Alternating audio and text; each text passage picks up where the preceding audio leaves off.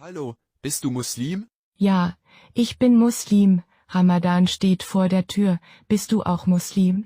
Nein, ich bin nicht Muslim, aber ich interessiere mich sehr für den Ramadan. Kannst du mir mehr darüber erzählen? Natürlich, Ramadan ist der 9. Monat des islamischen Mondkalenders und ist für Muslime auf der ganzen Welt eine sehr wichtige Zeit. Es ist eine Zeit des Fastens, des Gebets, der Reflexion und der Gemeinschaft. Wie genau läuft das Fasten im Ramadan ab? Während des Ramadan fasten Muslime von der Morgendämmerung bis zum Sonnenuntergang. Das bedeutet, dass sie während dieser Zeit weder essen noch trinken dürfen. Das Fasten wird oft bei Sonnenuntergang mit einem gemeinsamen Mahl, genannt Iftar, gebrochen. Das klingt herausfordernd. Gibt es Ausnahmen für das Fasten? Ja, bestimmte Personengruppen wie Kinder, Schwangere, Kranke oder Reisende sind von der Fastenpflicht befreit.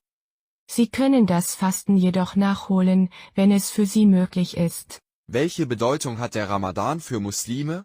Der Ramadan ist eine Zeit der Selbstbeherrschung, des Mitgefühls und der Spiritualität. Durch das Fasten sollen Muslime ihre Verbindung zu Gott stärken, ihre Dankbarkeit ausdrücken und sich bewusst machen, wie es ist, Hunger zu erleiden.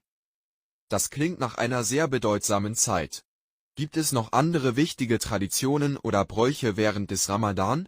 Ja, neben dem Fasten sind auch vermehrte Gebete, das Lesen des Koran und die Unterstützung bedürftiger Menschen durch Spenden und Wohltätigkeit wichtige Bestandteile des Ramadan. Es ist auch eine Zeit der Zusammenkunft und des Austauschs mit Familie und Freunden.